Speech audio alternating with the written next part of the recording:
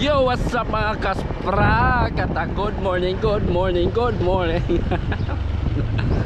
Woo! Ayos, congrats kagabi. Kahapon mga kaspakatak, unang laot, no? Simula nung na-standby dahil sa hanging amihan. Kahapon, unang laot mga kaspakatak. Sa pool agad. Congratulations sa mga mangingisda natin. No, nakahuli agad ng unang nakapaghatid ng isda si Salong mga kaspakatak, si Bunso. Nakapagtala agad siya ng asaman mo? Oh, galuta.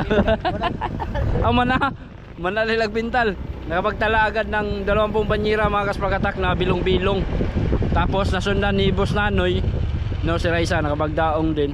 Siguro mga 30 banyeras yata yon. So kagabi nakapagtala kami, unang daong nila. Nakapagtala kami ng mga higit 50 banyeras. At yun nga, nasundan pagka madaling araw, nasundan ni Boss Nanoy at saka si Uno. Nakahuli din, no, kahit konti lang.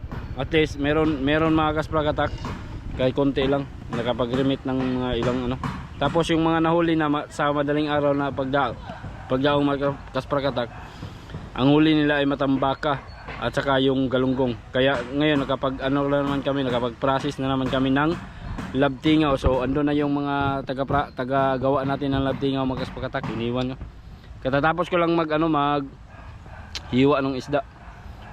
Konti lang naman, mga 15 kilos lang yung inano namin na panglabtingaw mga kaspakatak, pa sideline na kitaan natin. At least merong pagkonti-konti ba, no, sipag lang talaga para makaahon sa kahirapan. Alright, so ngayon mga kaspakatak, ipasilip ko muna sa inyo saglit itong bangka dahil kahapon hindi tayo nakapag-vlog dito mga kaspakatak, no, dahil sobrang dami ng nilalakad natin kahapon. Kaya ayun, andito na tayo sa building site nitong bangka. So tapos na nilang imasilya itong buong bangka, buong katawan mga kaspakatak. Ito na, at sinimula na din yung pagpintura dito. Ayan, basa-basa pa mauga na, mabilis na matuyo. So kakaalis lang nung mga nagpipintura ngayon mga kaspakatak, yung mga tao ni Raisan, no, dito sila galing kanina. Nasugat pa natin kanina. Tagbuan. Kaya pakita ko lang sa inyo saglit, no, dahil ayan si Boss Yung Ra. Ikaw mo lagi sa Yung Sulo. Si Boss Yung ay mag-isa nga nagtrabaho ngayon mga kaspakatak kasi kahapon nakapaglaot. Tapos may nasira yung lambat nila dum si Uno. Andun man nakasakay si Oge, si Daplo, si Raymond at saka si Pedro, yung mga tao na nagtatrabaho dito. So ngayon nagtatahi muna sila. So hindi sila pumasok dito. So mag-isa lang nagtrabaho si Boss Yung. Siya lang mag-isa. Tapos si Pare Marlon, puyat din yon. Meron din siyang ginagawa dun sa bangka nila kasi may din sila, napunit din yung lambat nila. Gawa nung malakas daw yung agos kagabi, medyo pangit, pero okay lang, at least na nakahuli pa rin mga kaspakatak kahit pangit yung agos ng tubig, no, meron pa rin huli kahit konti lang.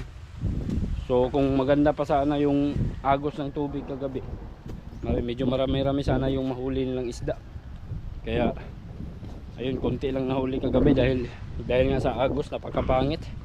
Alright, so ngayon mga kaspakatak, andito ako ngayon para ipasilip ko muna sa inyo saglit itong mga development nitong bangka mga kaspakatak, no, kung ano na yung sitwasyon niya ngayon dito. Ayan, tapos nang imasilya itong buong katawan mga kaspraki. Ayan, so meron ng pintura dito sa kabilang side. Ayan, Pero dito pa sa bandang ilalim mga kaspakatak, sa bandang ilalim pa pininturahan. Then umuwi muna yung nagpipintura kasi mga puyat din yun. Galing din bumalaot din yun kagabi yung nagpintura ngayon. So nagano lang sila saglit, nagpintura sila saglit. Then siguro mamaya or bukas babalik na naman yun dito para sa kabilang side na naman yung pinturahan. Alright, so ito na, may pintura na mga kaspakatak. Ayan, ipasilip ko lang sa inyo talaga dahil no, meron kasing nag-aabang nitong bangka na to, no, kung kailan matatapos. Kahapon nga ay meron man din magpa-shoutout. Kahapon nga meron tayong isang subscriber na nakabisita sa atin kahapon mga kaspakatak. Shoutout. Hindi ko lang na alala yung pangalan niya. Nagpa-picture sa atin kahapon doon sa Dipolog, oh. Tiyempo na nandun tayo. Kaya ayun, shoutout sa iyo, sir. Nagkita rin tayo. Alright, so yun lang mga kaspakatak. Ito lang update. Tapos akyat tayo saglit sa ibabaw para makita nyo yung ginagawa ni Boss Yung dito mga kaspakatak. Luoy kasi Boss Yung, sira isa way kauban. Ay mga kaspakatak, oh, meron ng takip itong dalawang bodega. At ginagawa na din yung takip sa dulong. Alright, ayos na mga kaspakatak. Ang kagandahan nito mga kaspakatak, no, parang malapad siya tingnan, malawak itong ano niya kasi dalawa lang yung bodega compared kay sa Long-Uno tatlo. Tapos yung dito sa siding niya medyo mataas yun, kaya parang masikip siya kung tingnan. Ito hindi naman siya masyadong mataas itong dito sa gilid, kaya kung titingnan natin dito sobrang lawak niya, napakalapad mga kaspakatak, no? Kung sasakay ka dito napakaganda siguro ito sakyan kasi malawak itong ibabaw, kahit pa magtakbo-takbo dyan yung mga bata dyan, no, mga kaspaki, no? Alright, so sa ngayon ayan, meron na din pintura sa ilalim, napinturahan na rin pala itong engine room. Nilinisan yan kasi kahapon, kaya ito na yung itsura niya mga kaspakatak, napakaganda na. Tapos meron na din takip dito, kumbaga ito na din yung higaan ng mga tripulante nitong bangka na to mga kaspakatak. Alright, so napakaganda na, hindi siya masyadong mataas. Yan, oh, komportable ka, para lang ka ding nakaupo kasi yung paa mo nakaapak na sa sahig, parang ganun lang compared dun sa kaysa Long-Uno mga kaspakatak, medyo mataas yun, no, nakabita yung nakabita yung paa mo. Ito nakaapak, para ka lang nag-upo, no. Napakaganda, napakaayos itong bangka na to mga kaspakatak. At saka itong kamarote niya ay hindi siya masyadong mataas. Ayun. And then siguro dito sa pilot house, itong part na to mga kaspakatak, sobrang lawak din dito siguro kasi parang yan yung magiging division niya, oh. Yung kahoy na yan mga kaspakatak. So dito sa part na to gagawan diyan ng upuan or higaan ng piloto, ng kapitan. Dito na yung sahig, ito sa may kahoy na to mga kaspakatak, dito siguro nakapatong yung sahig. Alright, so dito yung manubela. Ayan, no, na-imagine na natin mga kaspakatak yung forma nya. Alright, so mamayang hapon siguro babalik na lang ako dito mamayang hapon kasi sa ngayon mga kaspakatak, nag-iintay ako ng tawag ng taga ice plant no, yung truck natin iniwan na naman natin doon sa ice plant para sa pila. Kasi kaninang umaga mga kaspakatak, nung hinatid namin yung truck doon, nagpipilahan na yung mga sasakyan, mga bunggo o yung mga bumibili ng mga ice, nagpipilahan na doon. Kaya naisali natin sa pila yung truck natin. Kaya yun, babalikan na natin yun. Hintayin na lang tawag natin yung ng taga ice plant mga kaspakatak. Kaysa naman magstay tayo doon ng ilang oras, no, wala tayong magawa, hindi tayo makapag vlog doon. So kaya nagpunta na lang, umuwi na lang kami para makasingit ako sa pag vlog dito at i-update ko kayo nitong bangka na ito mga kaspakatak. Kasi pag nandun tayo, wala tayong maubos yung oras natin doon sa kaintay. Sobrang tagal nun. Tansya ko ngayon mga kaspakatak, tatawag yun siguro mga mamayang hapon na, mga bandang 1:00 or 12:00, no? Pero depende pa din, baka tatawag na yun mamaya. Kasi sa dami naman talaga yung nagkapilahan mga kaspakatak. Ang dami na talagang pumipila doon ng mga sasakyan na kumukuha at bumibili ng ice. Kaya yun, umuwi na lang tayo kaysa na maghintay tayo doon ng napakatagal. Wala tayong mahimo, no? Kumbaga hindi tayo makapag-produce ng mga gawain. So sayang yung oras, wala tayong mapala. Alright, so ayun, ito na yung itsura.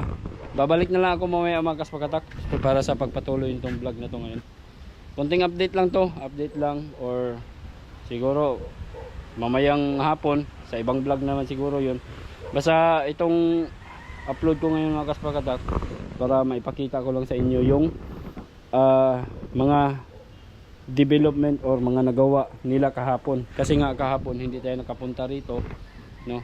So sobrang busy, meron tayong lakad, no? Pina-check up namin si Inyang kasi may sinat siya. Kaya yun, sa awa ng Diyos, okay na si Inyang. So yun, no, wala na akong masabi mga kaspakatak. Tuloy-tuloy na to, walang putulan, para sa update lang nitong bangka. So sana wag kayong magsawang manood mga kaspakatak, no? Anong date ngayon? Siguro i-upload ko to ngayon mismo mga kaspakatak. Upload ko to agad para wala nang kuan, ma-update ko lang kayo sa bangka nito ngayon. So ngayon mismo mga kaspakatak, anong araw ng Sabado, pizza 20 ng Enero. Alright, so yan na, ito na yung update. Gawa muna tayo ng thumbnail mga kaspraki dito.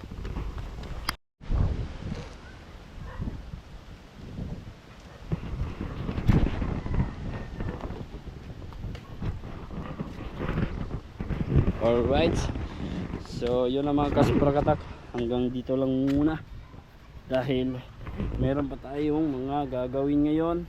Siguro i-vlog ko din yung pagkuha namin ng ice para maano nyo naman, makita nyo naman mga kaspraki. Depende ko lang yun.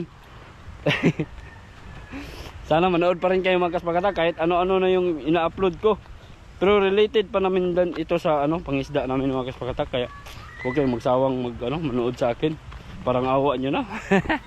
Ay, meron pa pala akong ipapa-shoutout. Teka lang ha, babasahin ko mamaya pag uwi ko sa bahay. Alright, let's G. Hello. Managasin? Uy, oras medya oras ra.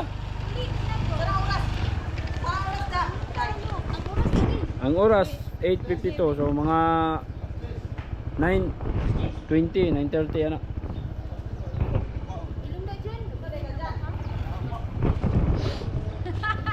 Mahaw. So tapos na pala silang mga kaspakatak. Nalagyan na nila ng asin yung hiniwa nating isda, mga labtingaw na gagawing tawag labtingaw ba. Ito na, kainan muna kami. Kainan na. Ito na yung labtingaw, daga nagkagasin, no? Pero huwag kayong mag-alala mga kaspakatak, ilang oras lang naman yan. Hindi naabot yung isang oras yan para sa pag lagay ng asin. Ha? Okay. Pag ginaan ka itong patak. Tawa. May kabantay ka sa karton dali? Karton Ang karton na isulat man to? Labay mo? May kartong na oh. Ano mga kartong na mo? Uy, labay po siya. Ang gato. Ha? Gamay ra nga papel na ba? Sila kita kanya. Labay mo lagi ito niya. Pa-shout out ba ito? Singalan na to. Patis na. Nawala yung papel mga kaspraki. Patis ako sa... Tanungin ko na lang si Osiat Baot. Si Pogi mga kasprakatak kasi siya yung nagbigay sa akin. Binigay lang din daw yun sa kanya. Pinapa-shoutout. So shoutout na lang dyan sa mga taga... Guys. Naalala ko. Guys, nawala daw iyang Wala. Naalala ko mga kasprakatak, yung ano na yun, yung papel na yun, mga nakasulat yun ay taga Cotabato City. So shoutout na lang sa taga Cotabato. Hindi ko maalala kung yung pangalan na nakasulat doon mga kasprakatak. So shoutout na lang sa inyo. Hanapin ko pa yung papel na yun. Basta nilagay ko lang yun sa lamisa, nawala bigla. Yun lang mga kasprakatak. At see you lang sa next video. Bye bye.